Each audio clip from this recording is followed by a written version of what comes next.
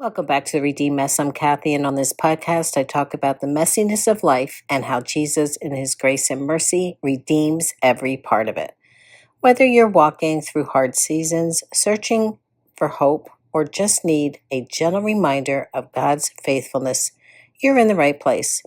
Let's dive into today's episode. Today, I want to share something deeply personal, something that I stumbled upon from my own past that reminded me of just how faithful God has been to me. I came across a blog post I wrote back on December 11th, 2014, and it was titled, "Where There Is Much Self-Confidence, There Is Little True Blessing." I had read that quote in a devotional, and I wish I remembered which one, but it stuck with me and still speaks to me now, many years later.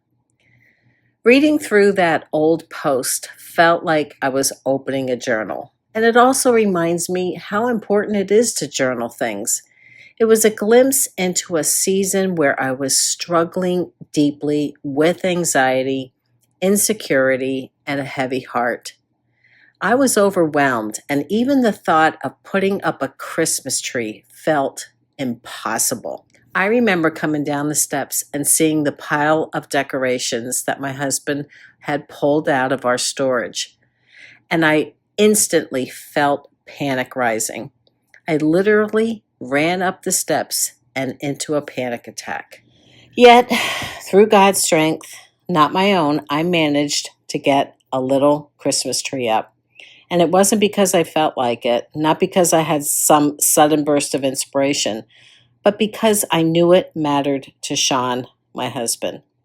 And more than that, I knew I wasn't alone. I prayed, I met with the Lord, as I always do before my shower.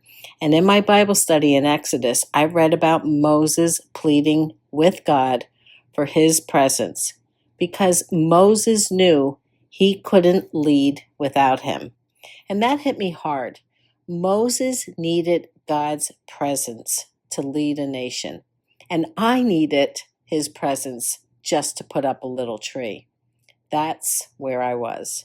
And as I read back on that blog post, I noticed something else.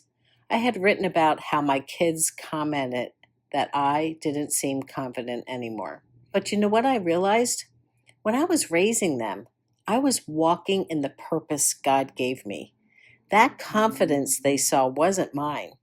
It was the grace of doing what God designed me to do. So back in 2014, I was saved, but I hadn't already fully surrendered. There's such a difference, isn't there, between salvation and surrender? I was still worried about what others thought, still striving in my own strength, still holding back pieces of my heart that God wanted to heal.